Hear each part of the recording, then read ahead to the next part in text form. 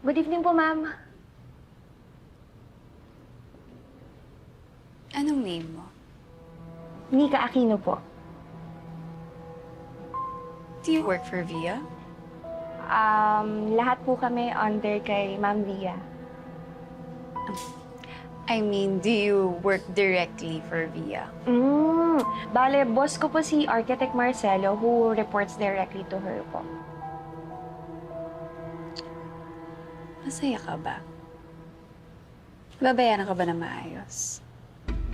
Po? Kailangan ko nang may magbabantay kay Via. At i-report sa akin ang lahat ng ginagawa niya. Matutulungan mo ba ako?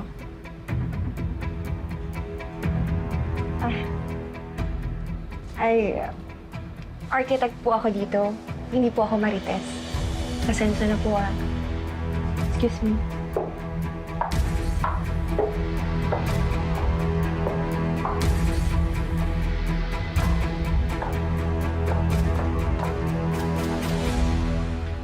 Nakita ko na yung bid ng Pacifica for Alegria Bay. Should I send it to you now? Itago mo na muna yan. Hindi nyo kailangan mag-bid. Pero siguradong tuloy ang project. You have my word, Via. Just trust me.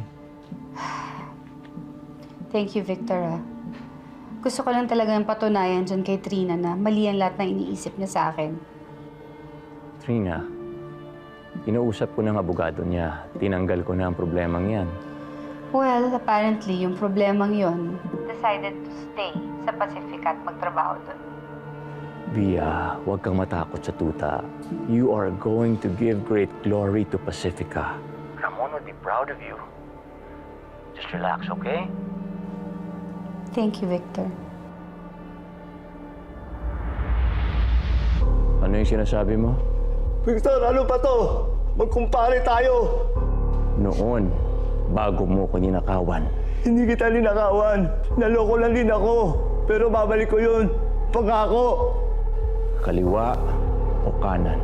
Ano? Kaliwa o kanang balikat? Victor naman, please. Sentido? Sige!